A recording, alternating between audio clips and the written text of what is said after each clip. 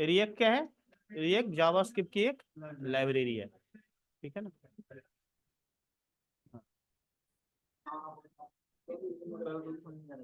देखो react JS जो है वो क्या है, जावास्क्रिप्ट की।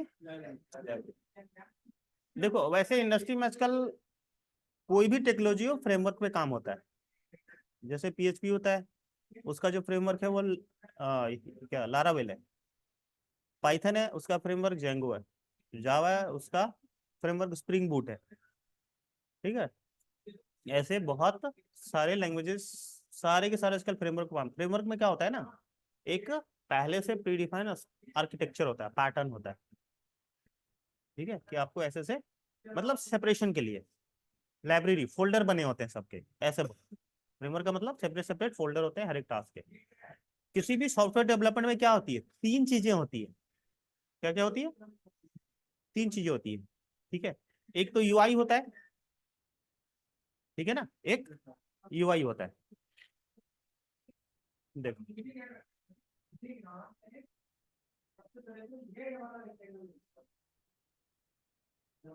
जैसे मान लिया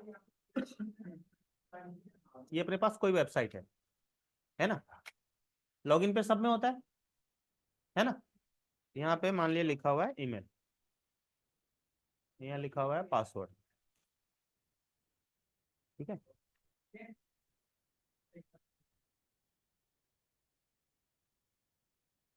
है ना। उसके बाद लॉगिन का बटन रहेगा,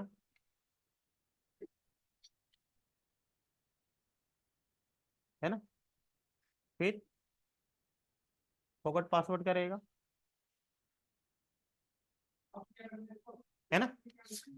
और एक साइन अप का रहेगा,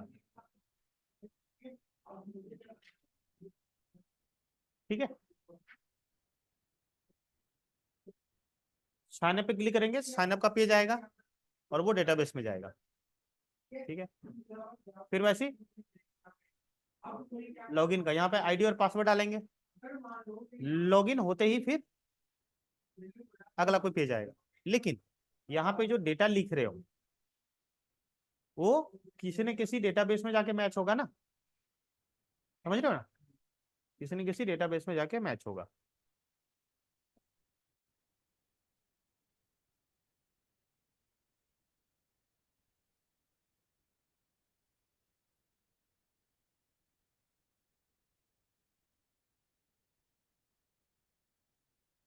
ठीक है,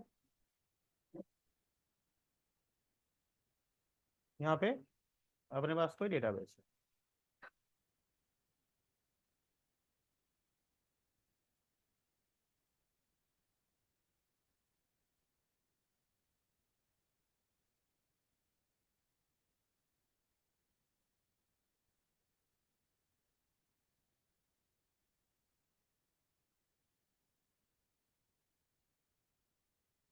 ठीक है, जिसमें क्या होंगे, फील्ड्स वगैरह होंगे।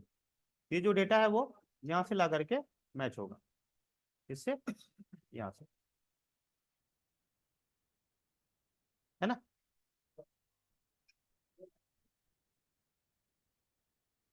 अब देखो क्या क्या चीजें आ रही है। एक, अब ये डेटा उठ करके अपने आप यहाँ थोड़ी आ जाएगा, बीच में इसको क्या चाहिए, कुछ ना कुछ हमें यहाँ से एक लिखना पड़ेगा कोड, है ना। क्या लिखना पड़ेगा, कुछ ना कुछ कोड लिखना पड़ेगा यहाँ पे। तो देखो कोई भी सॉफ्टवेयर होगा तीन चीजें होंगी, है ना। क्या क्या होगा, एक तो ये यूआई होगा, इसको क्या बोलते हैं, यूआई यानी यूजर इंटरफेस। यूआई को ही अपन व्यू बोलते हैं, यूआई को ही अपन, है ना, फ्रंट एंड बोलते हैं। इसी को क्लाइंट एंड भी बोलते हैं, इसी को यूजर एंड भी बोलते हैं, और इसी को, है ना,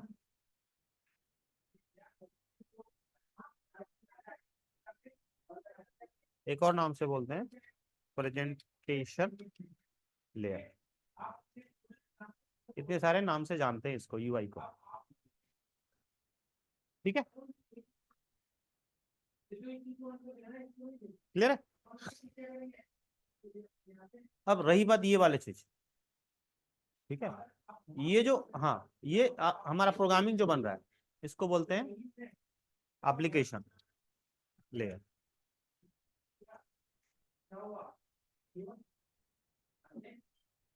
ठीक है, या इसी को बोला जाता है कंट्रोलर।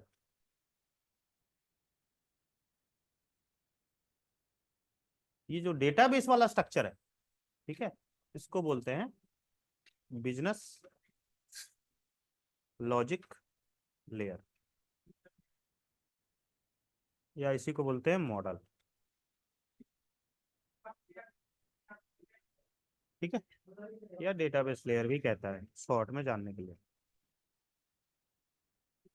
तो कोई भी एप्लीकेशंस होगा इसमें ये तीन चीजें होंगी। यहाँ तक कहानी क्लियर है? ठीक है, तो यही काम होता है फ्रेमवर्क में, इसी को बोलते हैं एमवीसी, है ना, पैटर्न पे काम करना, एमवीसी, मॉडल, व्यू, है ना, कंट्रोलर।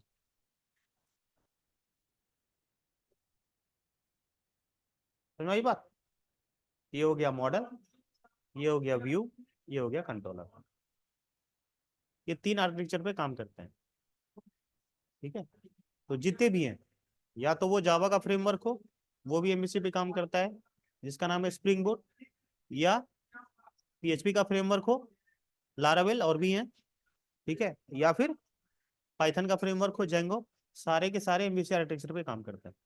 ठीक है, बट एक्चुअली रिएक्ट जो है और एंगुलर और भी कुछ है, ये सब सिर्फ और सिर्फ यूआई के लिए है, व्यू के लिए है। इसके लिए मतलब वो सिर्फ और सिर्फ ये वाला पार्ट है। ये जो काम है ना बैकएंड वाला, ये एपीआई बन करके या तो जावा से आएगा, या तो पाइथन से आएगा, या तो पीएचपी से आएगा। ये हो गया बैकएंड। अभी हम लोग सीख रहे हैं वो फ्रंट एंड है। ठीक है, तो वहां पे सिर्फ और सिर्फ, ठीक है, बट जो एंगुलर या रिएक्ट वगैरह ये सब क्या है, सिर्फ और सिर्फ यूआई पार्ट है, मतलब व्यू वाला पार्ट है ये वाला। मतलब यहाँ से डेटा वगैरह सिर्फ मुझे ऑपरेट करके छोड़ देना है। अब रही बात इसका जो डेटा है वो डेटाबेस वगैरह में कैसे जाएगा, तो जो बैकएंड होंगे ना, नोड जेएस हो गया, पीएचपी हो गया, पाइथन हो गया, उनके जो फ्रेमवर्क है वहां से एपीआई बना बना करके काम करेंगे। ठीक है, इनका जो इंटरेक्शन होगा किसके थ्रू होगा, एपीआई, एप्लीकेशन प्रोग्रामिंग इंटरफेस। ठीक है ना, वो जो अभी अपन ने यूआरएल यहाँ देखा था ना, ये वाला काम, इसी को एपीआई बोलते हैं। ये देखो एपीआई बना हुआ है, इसमें डेटा आ रहा था ना, ऑनलाइन डेटा, तो वैसे ही एपीआई जब बनता है तो वो ऑनलाइन अपना आता है। ठीक है, तो वही चीज है, यहाँ से एपीआई बना करके इसको हैंडल करेंगे। अब उस एपीआई में सारे ऑपरेशंस रहेंगे, इंसर्ट का, डिलीट का, अपडेट का, शो का, सारा। ठीक है, तो रिएक्ट में जो भी होगा काम या एंगुलर में जो भी काम होता है वो एपीआई के थ्रू होता है। इसका अब फ्रेमवर्क भी आ गया है, क्योंकि रिएक्ट में एक चीज दिक्कत था कि ये एसईओ वगैरह में सही काम नहीं करता था, स्लो चलता था। तो इसका एक नेक्स्ट जेएस करके फ्रेमवर्क आ गया, वो भी एंड में देख लेंगे एक बार, है ना, कैसे कैसे काम करता है। ठीक है, तो इसने भी अपना एक फ्रेमवर्क बना लिया है एसईओ के प्रॉब्लम को सॉल्व करने के लिए। ठीक है, स्टोरी समझ में आ गई पूरी?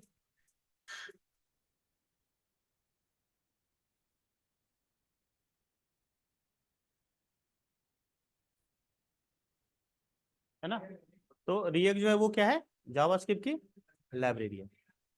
अब रही बात रिएक्ट या फिर जो मर्न स्टैक वाला पूरा है ना, उसमें रिएक्ट जो है वो दूसरे जो एप्लीकेशन है उनसे डिफरेंट कैसे है। इसके पास दो चीज जो है, दो फीचर जो है वो बहुत इंपॉर्टेंट है। फर्स्ट जो फीचर है वो है कि single page server side rendering के कॉन्सेप्ट पे काम करता है। Single page server side rendering का काम हुआ क्या, जैसे मान लिया 10 पेज है, ठीक है, जब रन होगा ना तो 10 पेज का डेटा सिंगल पेज में मर्ज होके जाता है। मतलब रन होगा तो एक ही पेज रन होता रहेगा। ठीक है। जब दूसरा पेज कॉल करोगे ना, तो एक्चुअली वहां पे पेज नहीं कॉल होता है, पेज का सिर्फ डेटा रिप्लेस होता है। पेज एक रहेगा मेन पेज, मान लिया इंडेक्स डॉट जेएस, रन हमेशा इंडेक्स डॉट जेएस ही होता रहेगा। ठीक है। बाद में तुमने कोई एक्स डॉट जेएस को कॉल करा, तो एक्स डॉट जेएस को नहीं होता है कॉल, उसका सिर्फ डेटा उठ करके आ जाएगा, इंडेक्स डॉट जेएस पे ही दिखेगा। वाई डॉट जेएस को कॉल करा, तो वाई डॉट जेएस नहीं आएगा, पूरा पेज नहीं आता इसमें, सिर्फ उसका डेटा आएगा। इसीलिए इसको बोलते हैं single page server side rendering. इससे क्या होता है, पेज रिलोड नहीं होता, पेज रिफ्रेश नहीं होता। तो किसी भी वेबसाइट में पेज रिफ्रेश टाइम जितना कम होगा, ठीक है, रिलोड नहीं होगा, उतनी स्पीड चलती है साइट। इसीलिए रिएक्ट की साइट अभी सबसे ज्यादा स्पीड जो साइट चलती है वो रिएक्ट की चलती है सबसे ज्यादा। ठीक है। अब ये चीज खैर एंगुलर के अंदर भी हो जाता है, लेकिन एंगुलर जो है थोड़ा सा कॉम्प्लेक्स है, और बहुत लार्ज एप्लीकेशन होते हैं वहां पे यूज होते हैं, बहुत रेयरली। क्योंकि जब उतना कॉम्प्लेक्स लोगों को एक्चुअली में बनाना ही है, तो फिर कोई फ्रेमवर्क यूज कर लेंगे ना अलग अलग टेक्नोलॉजी का, वहां पे चक्कर भी नहीं पड़ेगा। ठीक है। लेकिन एक्चुअली दूसरी टेक्नोलॉजी में अंतर दिक्कत क्या है, वहां पे लोग ये जो है single page server side running वाला फीचर, यानी पेज रिफ्रेश होने से बचाने के लिए वहां पे अजैक्स यूज करते हैं, तो अलग से उनकी जेक्वेरी की कोडिंग करनी पड़ती है। यहाँ पे वो सब झंझट ही नहीं है।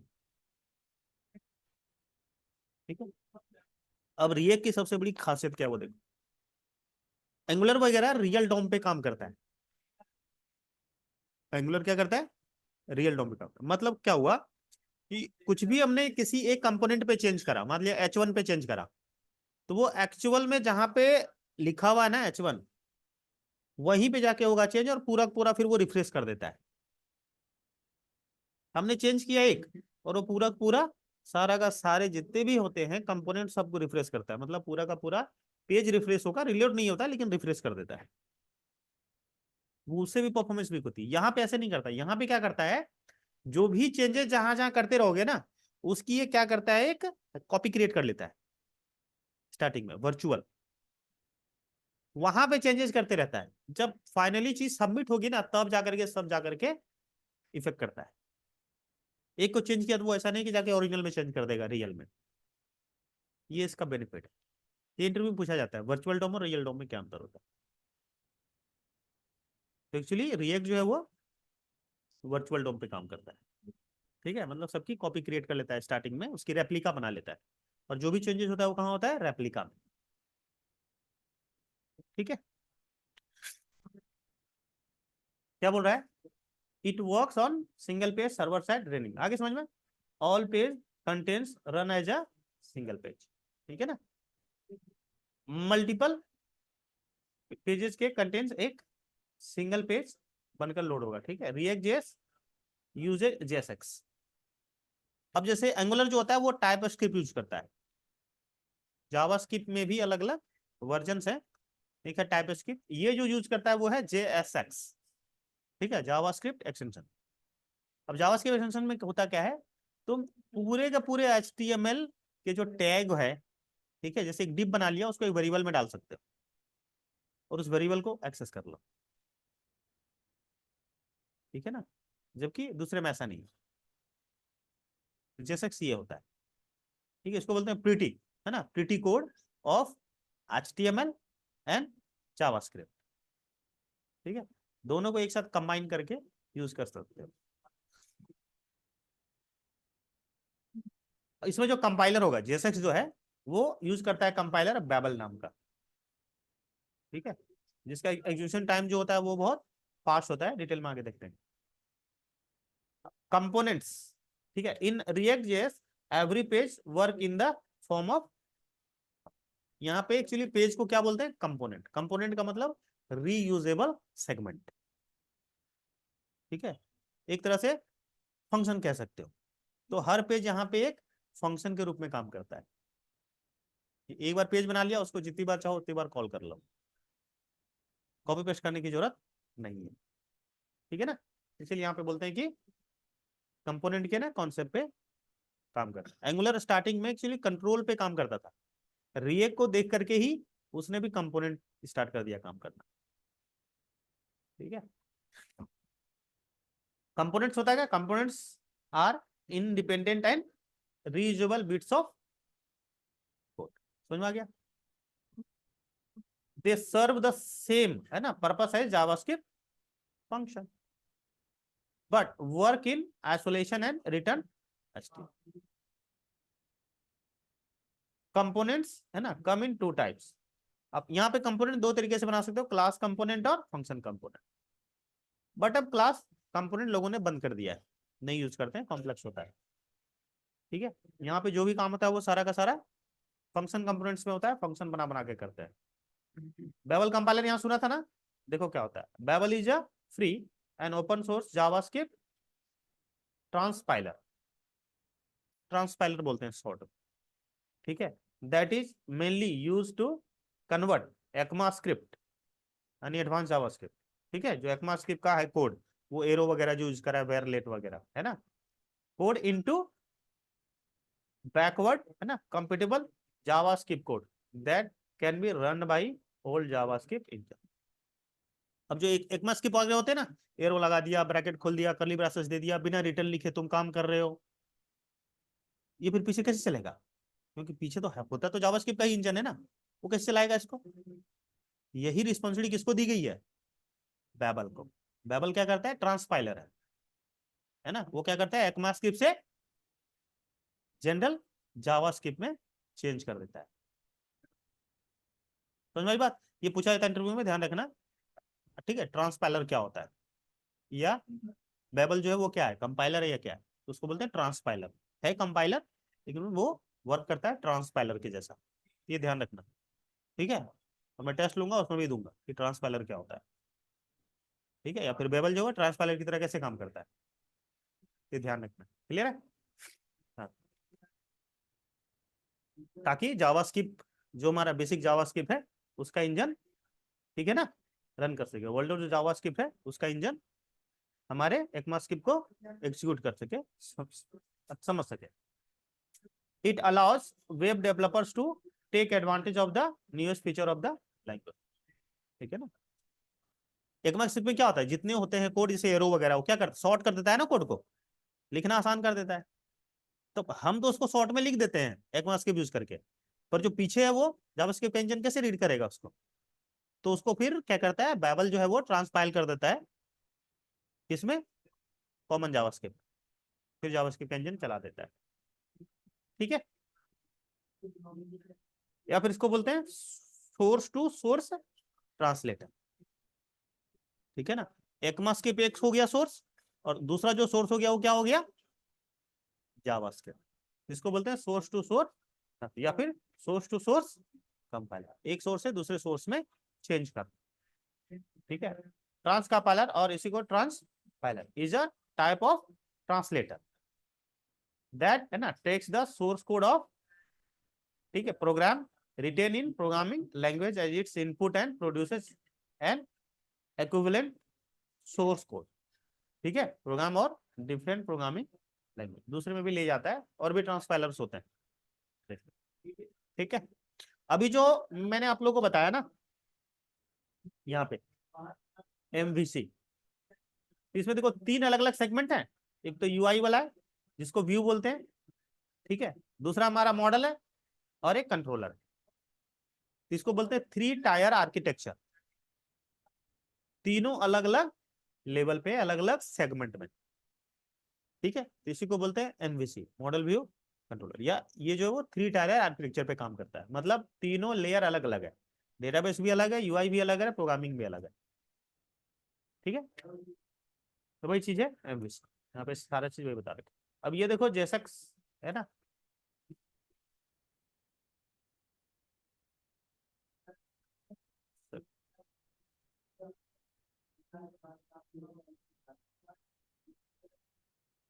ये देखो जैसा इसका कोड ऐसा दिखेगा, यहाँ HTML है, उसको एज ए जावास्क्रिप्ट वेरिएबल में डाल सकते हो पूरा पूरा, ये होता है जेएसएस का कोड।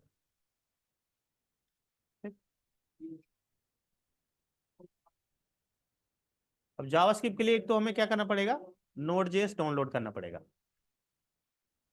ठीक है, यहाँ पे देख लो एक डॉम इज द एक्चुअल, है ना, document object model that exist in the browser, while virtual DOM is a lightweight DOM tree structured in memory। जब हम HTML का कोड लिखते हैं ना, उसका एक ट्री स्ट्रक्चर बनता है। जैसे सबसे रूट में रहेगा HTML, HTML के अंदर हेड आएगा, हेड के अंदर फिर टाइटल आएगा, फिर अलग से बॉडी आएगा, बॉडी के अंदर ऐसे ट्री स्ट्रक्चर बना लेता है। ये होता है वर्चुअल डॉम। मतलब जो भी लिखोगे अपना टैग, ठीक है ना, उसका क्या करेगा वो, एक ट्री स्ट्रक्चर बना लेगा। फिर हम जहां पे चेंज करेंगे वो ऐसे रूट बाय रूट जाएगा, नोड टू नोड जाएगा, जहां चेंज किया सिर्फ उसको चेंज करेगा। वही बोल रहा है यहाँ पे, है ना, in memory directly manipulating the DOM may be slow. ठीक है, एंगुलर वगैरह ऐसे स्लो चलता है क्योंकि वो रियल डॉम पे काम करता है। while using virtual DOM can improve performance because virtual DOM updates only the change part। उनमें क्या होता था रियल डॉम में, यदि एक चीज चेंज किया है तो पूरा का पूरा फिर से भेजेगा। लेकिन इसमें वर्चुअल डॉम में क्या होता है, जो तुमने चेंज किया सिर्फ उसी को चेंज करेगा। समझ में आया? अब यही चीज है नॉर्मल HTML से यदि ऐसा बनाओगे तो देखो एक ही चीज, एक ही स्ट्रक्चर 3 बार है, यहाँ 3 बार कॉपी करना पड़ा। लेकिन यहाँ पे रिएक्ट में क्या होगा, एक बार बना लिया देखो एज अ फंक्शन, और उसको बस यहाँ कॉल कर लो। समझ में आया? ठीक है, तो इसके लिए Node.js डाउनलोड कर लेना, है ना। उसके बाद अपन इसका स्ट्रक्चर देखते हैं क्रिएट का। Node.js यहाँ से डाउनलोड कर लेना, है ना, करके ले आना, लिख देना डाउनलोड Node.js।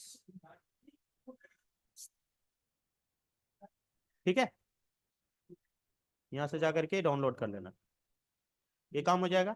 दूसरा, डाउनलोड होने के बाद विंडो में CMD ओपन कर लेना, डेस्कटॉप पे जाना हो चल जाना, नहीं तो यहाँ पे लिखना npx, ये npm install create react app. ठीक है, नहीं अभी ऐप नहीं बनाना है, ये जो हमारा क्रिएट रिएक्ट कमांड है ना, ये इंस्टॉल होगा। ठीक है, ये जरूरी नहीं है, बट इनके एरर आवे तब करना। एरर कब आएगा, जब प्रोजेक्ट बनाएंगे। इसे जब करोगे ना, अच्छा ये ऑनलाइन होगा, नेट ऑन रखना, ध्यान रखना, ऑफलाइन नहीं होगा। ये इंस्टॉल हो गया, अब हमें प्रोजेक्ट क्रिएट करना है, तो यहाँ पे लिखना पड़ जाएगा npx। ठीक है, क्रिएट रिएक्ट ऐप। अब लिखना यहाँ पे ऐप का नाम, स्टार्टिंग में यही चीज कर देना, माई ऐप।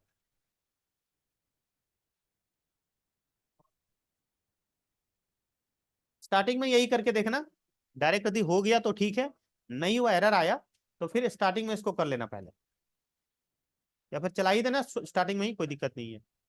ठीक है, फिर इसको करना। अब इससे क्या होगा, ऐप बिल्ड हो जाएगा।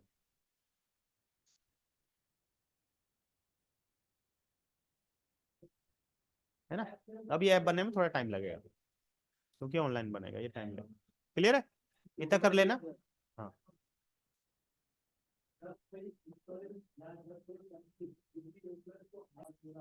देखो ये आ गया। अब इसके बाद करेंगे यहाँ पे CD, देख लो इधर, CD और ऐप का नाम माई ऐप, यही नाम था ना, क्या हुआ, स्पेलिंग ठीक है ना? हाँ, अपन ने डबल P लिखना। ठीक है, आ गए। अब देखो यहाँ पे क्या करना है, इसको रन करवाना है, तो यहाँ पे लिखेंगे npm। स्टार्टिंग में इसको क्या करो, VS कोड में ओपन कर दो। यहाँ पे क्या लिखना पड़ेगा उसके लिए, कोड डॉट, ये ओपन हो जाएगा कहाँ पे, VS कोड में। ओपन हो गया, ये अपने आप आ गया पूरा ना, लाइब्रेरी है ना, तो ऑटोमेटिक इंस्टॉल हो गया। अब इसको अगले क्लास में बताऊंगा क्या क्या है। अब यहाँ पे रन करवा लो npm स्टार्ट, इससे रन हो जाएगा। यहाँ लिखा हुआ है ना, यहाँ जाना है, फिर यहाँ जाना।